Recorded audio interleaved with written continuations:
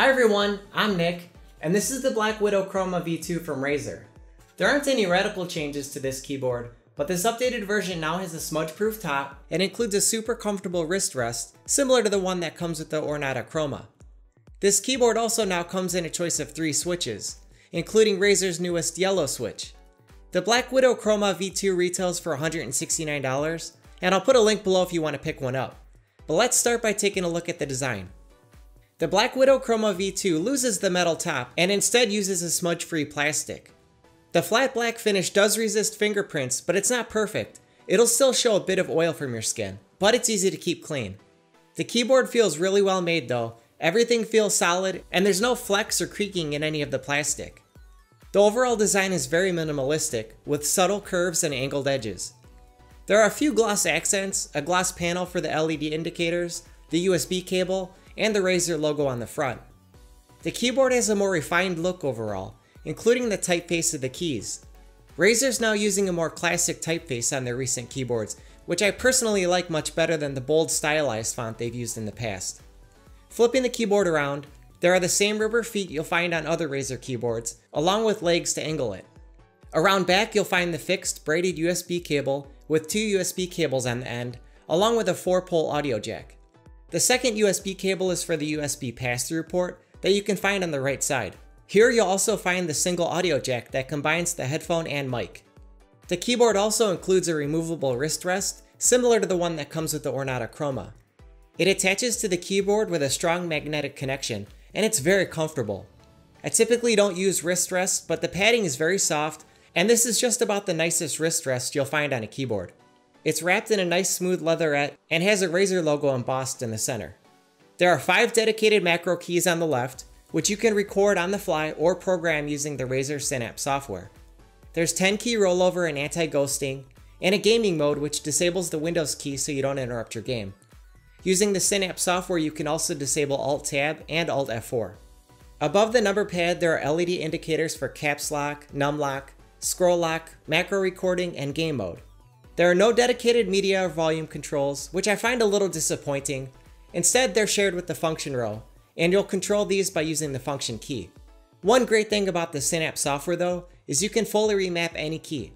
So I can make F1, F2, and F3 keys control the volume without having to use the function key.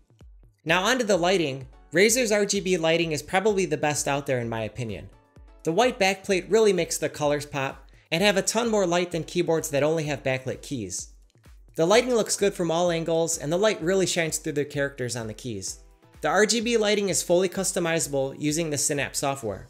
Here you can choose between a ton of preset modes like breathing, reactive, or wave, and you can tweak the settings of each mode, or customize your own. If you choose wave for example, you can set the colors, speed, width, and angle of the scroll. Razer software is probably the best out there in terms of ease of use, and you get a ton of control. You can choose between templates for different game layouts or customize individual keys. The BlackWidow Chroma V2 is now available with a choice of 3 switches. These are Razer's own switches which they design and manufacture themselves. Razer previously claimed that their switches had a 60 million click lifespan, but now they rate these at 80 million clicks, compared to Cherry MX switches which have a lifespan of 50 million clicks. I have the green switches here, which are nearly identical to Cherry MX Blues.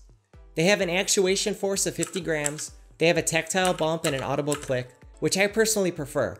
I find these the most satisfying to type on, and I like gaming on these too. The green switches feel just about identical to Cherry MX Blues in my opinion. You can also choose between Razer's orange switch, which is tactile and silent, and Razer's newest yellow switch, which is geared at FPS and mobile players.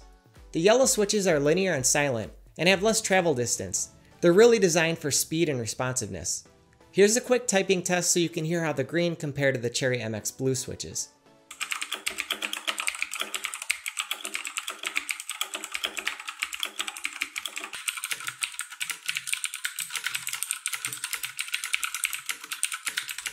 So that wraps it up. I like pretty much everything about the BlackWidow Chroma V2.